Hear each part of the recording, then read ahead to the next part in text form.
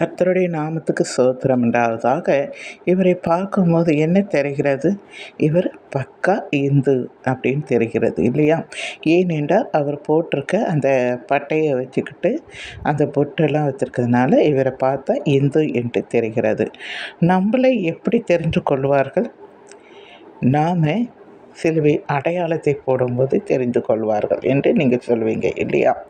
ஆனால் நாம் பைபிளை எடுத்துட்டு சுவிசேஷம் சொல்லுவது தான் உண்மையான கிறிஸ்தவர்கள். சிலுவையை அடையாளத்தை போட்டவர்கள் கிறிஸ்தவர்கள் அல்ல. அந்த சிலுவையை ஆண்டவர் சொல்கிறார்ல, ஒருவன் என்னை பின்பற்ற விரும்பினால் அவனவனுக்கு கொடுக்கப்பட்ட சிலுவையை எடுத்துக்கொண்டு என்னை பின்பற்ற கடவன். ஆண்டவர் என்ன சொன்னார்? உலகம் எங்கும் போய் சுவிசேஷம் சொல்லுங்கள், மனம் திரும்பினவர்கள் பரலோக ராஜ்யத்துக்கு சேர்க்கும்படியாய் பிதா குமார பரிசுத்த ஆவியினாலே அவர்களுக்கு ஞானஸ்நானம் கொடுங்கள். உலகம் எங்கே போய் நம்ம என்ன சொல்லணும்? மனம் திரும்புங்கள் என்று சொல்லணும். மதம் மாறுங்கள் என்று சொல்லக்கூடாது.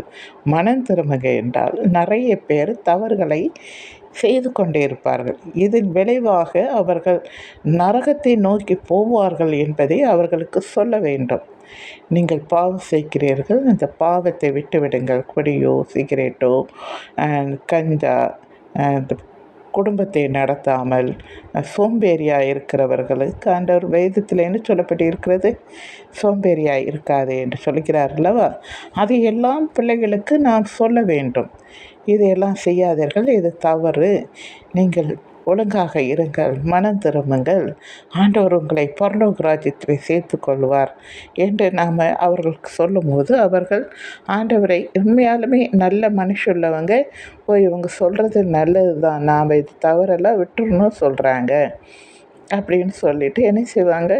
உணர்ந்து மனம் திரும்புகிறவங்க நிறைய பேர். அப்படி மனம் திரும்பி அவங்கக்கிட்ட வர்றவங்களை நீங்கள் என்ன செய்யணும்? பிதா குமார பரிசுத்தாவினால் அவர்களுக்கு ஞானஸ்நானம் கொடுங்க என்று ஆண்டவர் சொன்னார். இதை தான் உலகெங்கோ கிறிஸ்தவர்கள் செய்து கொண்டு இருக்கிறார்கள்.